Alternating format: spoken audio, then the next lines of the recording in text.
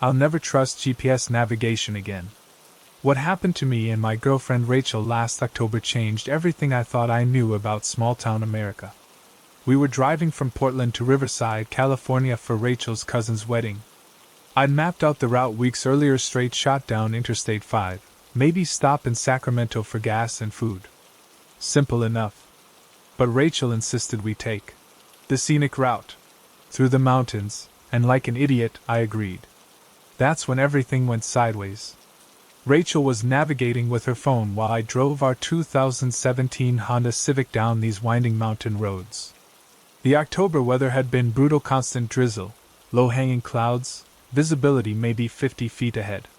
Perfect conditions for getting lost. Turn left at the next road, Rachel said, squinting at her phone screen. It says this'll take us to Riverside. I should have questioned it. The turnoff looked like it hadn't been maintained in decades, cracked asphalt, no center line, weeds growing through the pavement. But the GPS was insistent, and we'd been driving for 6 hours already. 20 minutes down this forgotten road, we hit our first red flag. A wooden sign, weathered and barely readable. Welcome to Riverside, population 847. That can't be right, I muttered, slowing down. Riverside, California has like 300,000 people. Rachel checked her phone again. The GPS says we're here. This is Riverside. But this wasn't Riverside, California. This was Riverside, Oregon, a town I'd never heard of, probably because it barely existed. The main street was 4 blocks of boarded-up shops, a single gas station that looked like it belonged in a museum, and maybe a dozen houses scattered around like someone had dropped them from a plane. We pulled into the gas station. The pumps were ancient, the kind where you had to prepay inside, no card readers. Through the grimy windows, I could see an old man behind the counter, staring at us with the kind of look you give unwelcome visitors. Stay in the car, I told Rachel. I'll just ask for directions. The bell above the door sounded like a funeral dirge when I walked in. The old man, maybe 70, wearing overalls that had seen better decades, didn't take his eyes off me. Help you? He asked, but his tone suggested he'd rather not. Just need directions, I said, trying to sound friendly. We're looking for the highway back to Interstate 5. He studied me for a long moment. You ain't from around here? No, we're from Portland. Just passing through. Portland. He said it like it was a curse word. Lot of you Portland folks been coming through lately. Don't much like it. I felt the hair on my neck stand up. We're not looking for trouble. Just need to get back to the highway. Highway's that way. He pointed vaguely toward the door. Follow the main road about 15 miles. Can't miss it. I thanked him and headed for the door, but he called out. Might want to hurry. Gets dark early this time of year. Road ain't safe after dark. Back in the car, Rachel was looking nervous. What did he say? Just gave me directions. I didn't mention the warning. Let's get out of here. As we drove through the town, I noticed people coming out of their houses, standing on porches, watching us pass. An old woman in a housecoat. A man in his 40s holding a shotgun casually at his side. A group of teenagers who followed our car with their eyes like we were exhibits in a zoo. Why is everyone staring at us? Rachel whispered.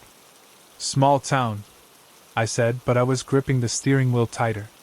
Probably don't get many visitors. We made it to the edge of town when I saw the roadblock.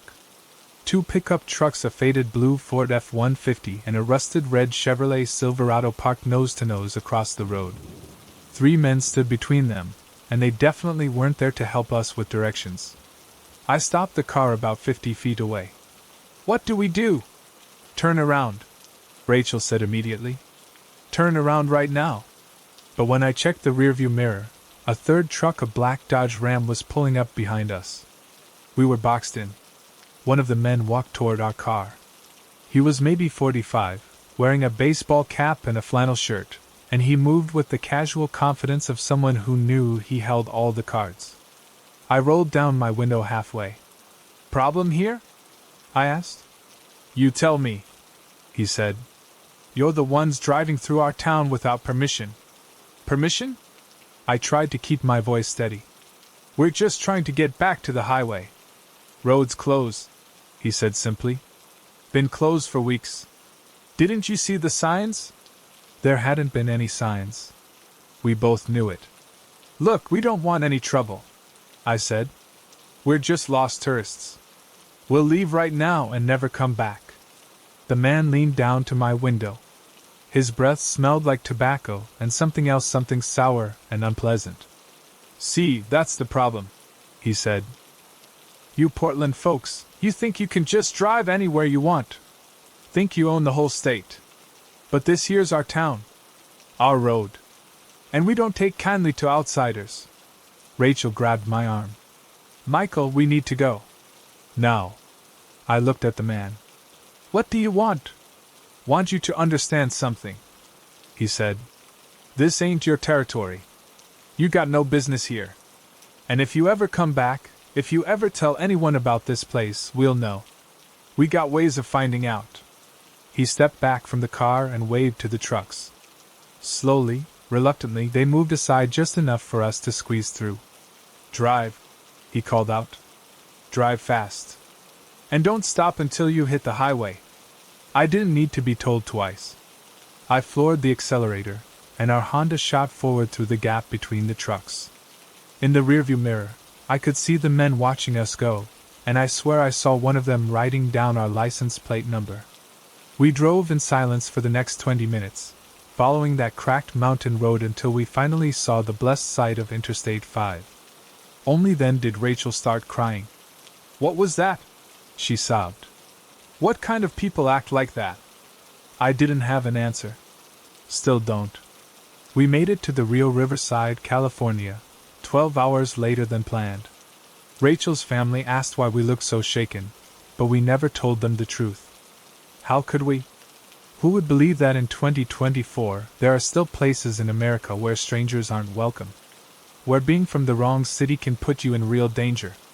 I did some research later. Riverside, Oregon exists barely. It's one of those towns that got left behind when the logging industry collapsed. High unemployment, drug problems, and a lot of people who blame outsiders for their troubles. The kind of place where suspicion runs deep and strangers are automatically threats. But here's what really bothers me. I found news articles from the past few years about other tourists who'd gotten lost in that area. A family from San Francisco who had their tires slashed. A couple from Seattle who reported being followed for miles by locals in pickup trucks. None of it made national news, but it's out there if you know where to look. The thing is, Rachel's GPS had been acting up all day, losing signal, rerouting us randomly. I think it really did malfunction and send us to the wrong riverside. But those people in that town, they acted like they'd been waiting for us. Like they knew exactly what to do when lost tourists showed up. I've thought about reporting it to the police, but what would I say? That some people in a small town made us feel unwelcome? That they blocked the road and told us to leave? Technically, they didn't break any laws. But I keep thinking about that man writing down our license plate. And I keep wondering what would have happened if we tried to stay overnight, or if we'd been less cooperative, or if we'd been a different kind of people who might have been seen as more threatening. We avoid that route now. Always take Interstate 5 straight through. But sometimes, when we're driving through small towns, I find myself checking the rearview mirror, wondering if anyone's watching us, wondering if we're welcome. Have you ever found yourself in a place where you clearly didn't belong? Where you felt like an outsider in your own country? I'd love to hear your stories because I'm starting to think what happened to us wasn't as unusual as we thought. I've been a long-haul trucker for 8 years, and I thought I'd seen everything on the road. What my dashcam recorded last November still makes my blood run cold. I was driving my 2020 Peterbilt 579 from Denver to Sacramento, hauling electronics for a tech company. The route took me through some of the loneliest stretches of highway in Nevada, the kind of road where you don't see another soul for hours at a time. It was around 2 a.m. when I hit that dead zone between Winnemucca and Fernley. Nothing but sagebrush and darkness stretching to the horizon. I'd been driving for 10 hours straight, fighting to stay awake with energy drinks and country music. The rain had been coming down steady for the past hour, turning my windshield into a constant blur despite the wipers running full speed. My dashcam was a Garmin 67W I'd installed after insurance requirements changed. Front-facing camera, records everything in 1440p, automatically saves files when it detects sudden movement or impact.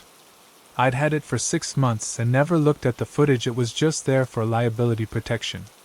The stretch of Highway 95 I was on that night is notorious among truckers. We call it the emptiness. 43 miles of nothing but desert and the occasional abandoned gas station. Cell service cuts out completely for about 20 miles in the middle. If you break down out there, you're walking or waiting for another trucker to spot you. I was making good time despite the weather. My GPS showed I'd hit Sacramento by 8 a.m. if I kept my current pace. The heater was cranked up, the cab was warm, and I was listening to some late-night talk radio show about conspiracy theories. Perfect white noise for the long haul. That's when I should have seen him. I didn't discover what happened until 3 days later. I was back home in Phoenix, downloading dashcam footage to clear storage space, when I decided to check the video from that Nevada run. Just curiosity, wanted to see how the new camera handled night driving in the rain.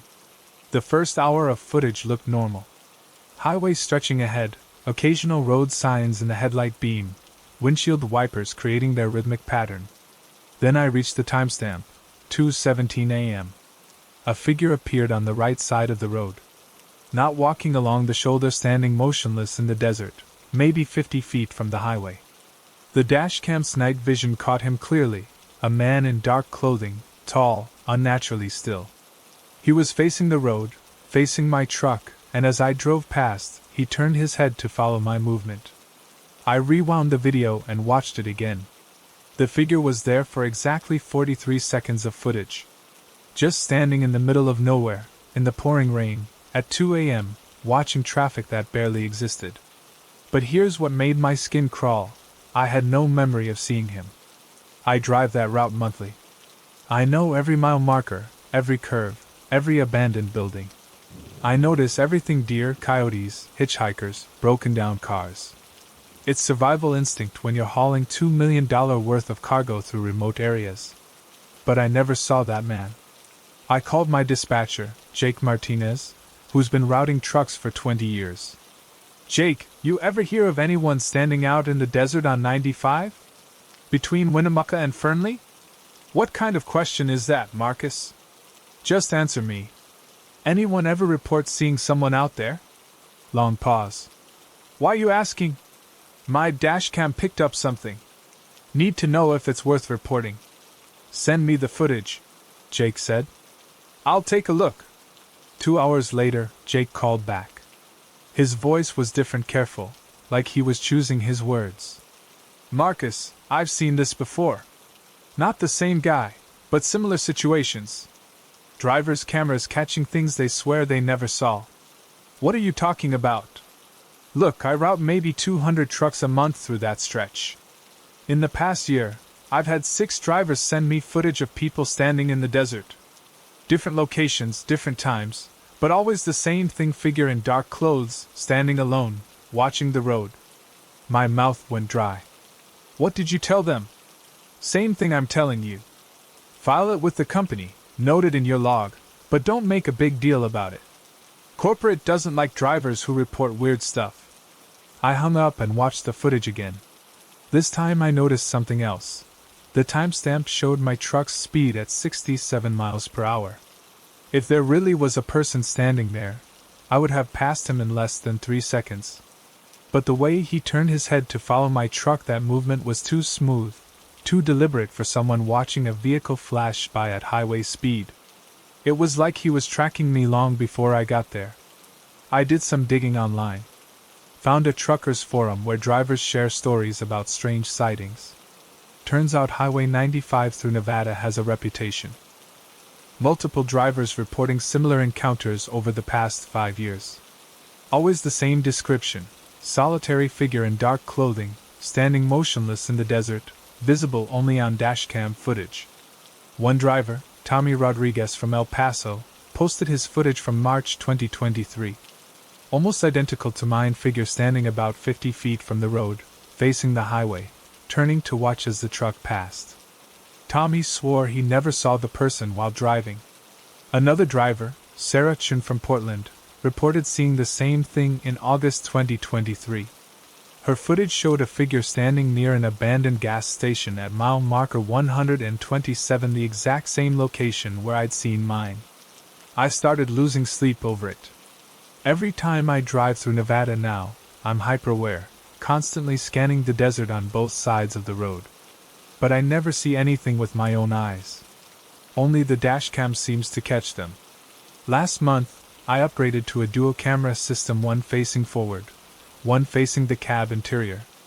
I wanted to see my own reaction when the dashcam picked up these figures. See if I was somehow unconsciously noticing them, but not registering the memory. The first night I used the new system, driving the same route, the forward camera caught another figure. This time at mile marker 132, standing behind a cluster of Joshua trees. The interior camera showed me driving normally, occasionally sipping coffee, completely unaware of anything unusual. My own face on the footage looked relaxed, alert, but showing no signs of having seen anything disturbing. No double takes, no sudden movements, no change in expression. It was like my brain was filtering out something my eyes were actually seeing. I've started wondering if there's something wrong with my perception, or if these figures are somehow designed to be invisible to direct observation. Like they exist in a frequency that only cameras can detect. The worst part is not knowing if they're real people or something else entirely. Are they homeless individuals living in the desert? Are they connected to drug trafficking or human smuggling operations? Are they watching trucks for potential cargo theft? Or are they something else entirely? I've stopped driving that route alone. Now I always travel with a partner, and we keep constant radio contact with other truckers. But none of us have ever seen these figures with our own eyes, only on dashcam footage, always after the fact. Have you ever had your camera record something you swear you never saw? Do you think it's possible for our brains to filter out things that are actually there? I'd love to hear your thoughts, because I'm starting to question everything I think I know about perception and reality. I've been a wildlife photographer for 12 years, and I thought I understood predator behavior. What happened to me and my assistant Jake on Highway 20 in Oregon changed everything I believed about bear encounters. We were driving my 2019 Subaru Outback from Bend to Newport, hauling $15,000 worth of camera equipment for a coastal shoot. The route took us through the Cascade National Forest, dense timber, winding roads, and wildlife crossing signs every few miles. It was early December, around 4 p.m., already getting dark. The rain had been steady all day, making the forest feel even more isolated. Jake Thompson, my assistant, was navigating while I focused on the treacherous curves. "Next wildlife crossing is in 2 miles," Jake said, checking his tablet. "Speed limit drops to 35. I'd photographed bears for years. Black bears, grizzlies, even polar bears in Alaska. I knew their behavior patterns, their seasonal movements, their typical responses to vehicles. Bears avoid roads. They hear engines coming from miles away and disappear into the forest long before cars arrive. That's why what happened next defied everything I knew. We were about halfway through the Willamette National Forest when I saw movement in my peripheral vision. A large black bear was running parallel to the highway, maybe 20 feet into the tree line. Running at full speed, matching our pace. "Jake, you seeing this?" "Holy shit," Jake whispered. "That bear's keeping up with us." I was doing about 40 miles per hour on the winding road. Black bears can hit 30 miles per hour in short bursts, but they don't maintain that speed for long distances. And they definitely don't run alongside vehicles. The bear was massive, easily 400 pounds, probably male. But its behavior was completely wrong. Instead of fleeing deeper into the forest, it was staying parallel to our car, about 50 yards ahead, glancing toward the road every few seconds. "Pull over," Jake said. "Let it pass." I slowed down and moved to the shoulder. The bear immediately stopped running and turned to face the road. For maybe 30 seconds, we sat there watching each other. The bear stood perfectly still, water dripping from its fur, staring directly at our vehicle. Then it charged. I'd never seen anything move that fast. The bear exploded out of the tree line and hit the side of my Subaru like a freight train. The impact lifted the passenger side wheels off the ground and sent us sliding sideways across the wet asphalt. Jake was screaming. I was fighting for control of the steering wheel. The bear was on the driver's side, claws scratching against the metal, trying to get through the window. I could see its face, not the confused expression of a surprised animal, but something that looked almost calculated. "Drive! Drive!" Jake shouted. I floored the accelerator. The Subaru's all-wheel drive found traction and shot forward, but the bear wasn't giving up. It ran alongside us for another 100 yards, occasionally swiping at the car with its massive paws. Finally, after what felt like hours but was probably less than 2 minutes, the bear stopped. I watched in my rearview mirror as it stood in the middle of the highway, watching us disappear around a curve. We drove in silence for the next 10 miles until we reached the Santiam Junction gas station. My hands were shaking so badly I could barely hold the steering wheel. The damage was extensive. Deep claw marks down the entire driver's side. The side mirror was completely gone. The driver's side window had spiderweb cracks from the impact. "What the hell was that?" Jake asked as we examined the car.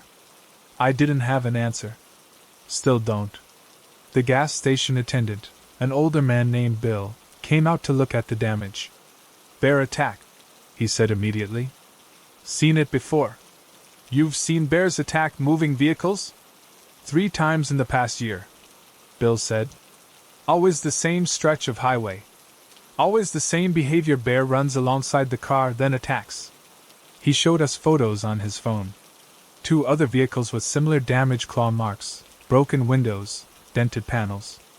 One was a Honda Pilot that had been flipped completely over. "What's causing it?" I asked. "Nobody knows for sure," Bill said. "Fish and Wildlife came out twice. Set up cameras, tracked the bear, but never found anything conclusive.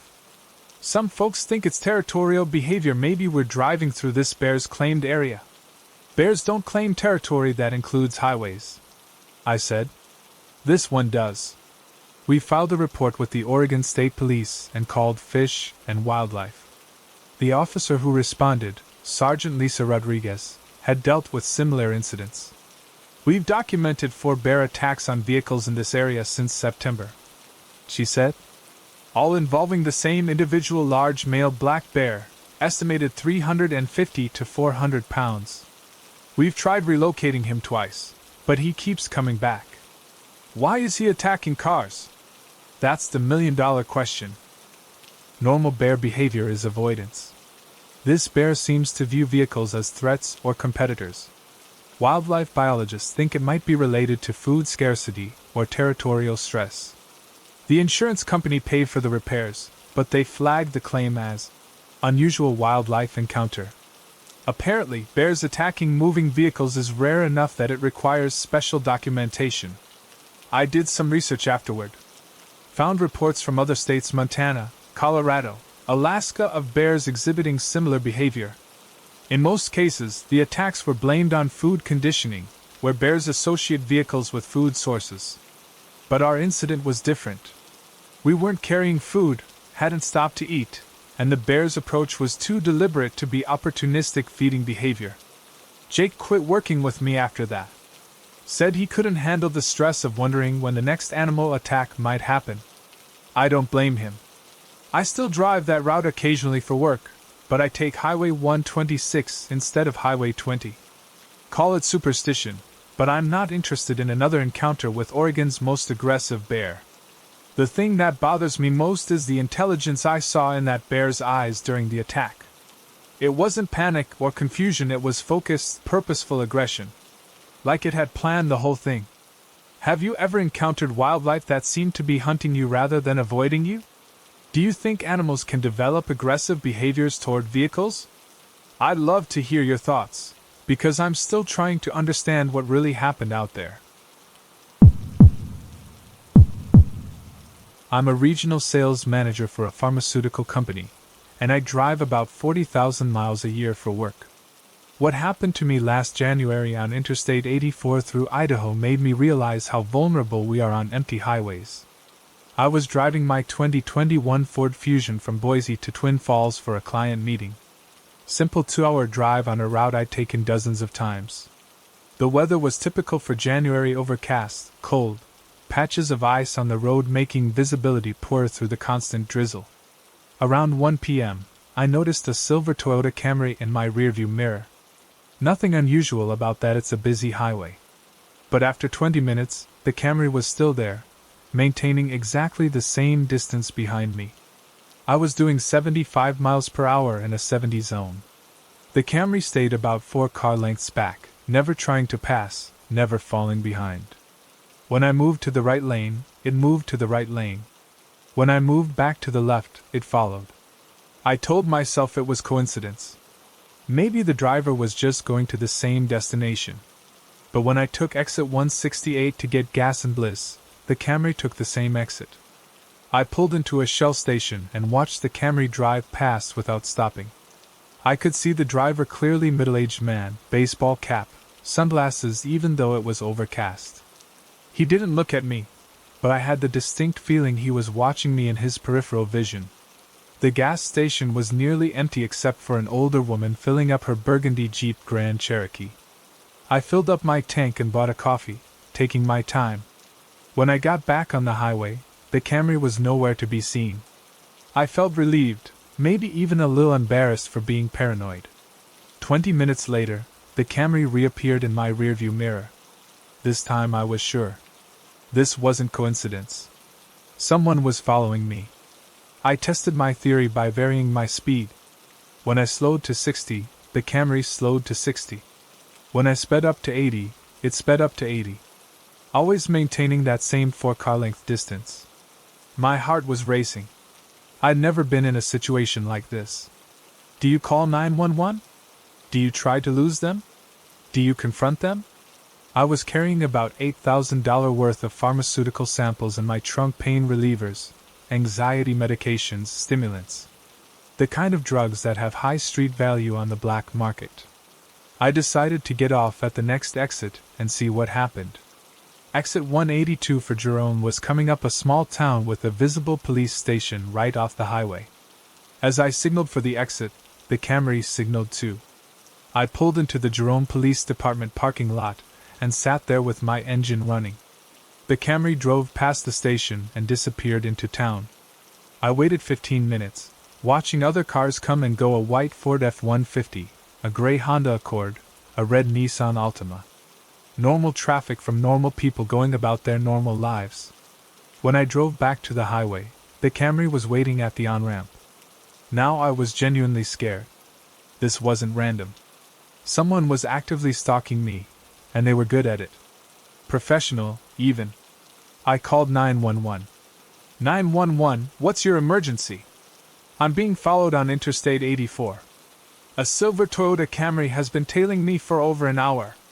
Are you in immediate danger? I don't know. They followed me off the highway and waited for me to come back. The dispatcher took my location and said they'd send a state trooper to intercept.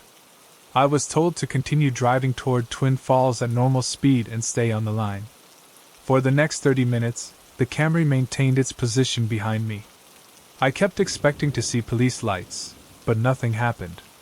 The dispatcher assured me a trooper was en route, but the weather was slowing response times. I started thinking about how exposed I was. Long stretches of highway with no other traffic. Cell service that cut out randomly in the mountain passes. If this person wanted to force me off the road, there were plenty of isolated spots where no one would find me for hours. Finally, I saw the Twin Falls exit ahead. That's when the Camry made its move. Instead of following me off the highway, it suddenly accelerated and pulled alongside me in the left lane. For the first time, I got a clear look at the driver. He was staring directly at me. Not at the road, not ahead at me. His window was down despite the cold, and he was holding something in his right hand. Something that looked like a camera or a phone. Then he smiled. not a friendly smile. A cold, calculated smile that made my blood freeze. Like he was memorizing my face, taking mental notes about who I was and what I looked like. He stayed beside me for maybe 10 seconds, then accelerated past me and disappeared ahead. I never saw the Camry again. I was shaking when I reached my client's office. I tried to focus on the meeting, but I kept thinking about that smile and what the man had been holding. During the presentation, I found myself checking the windows, wondering if someone was watching me.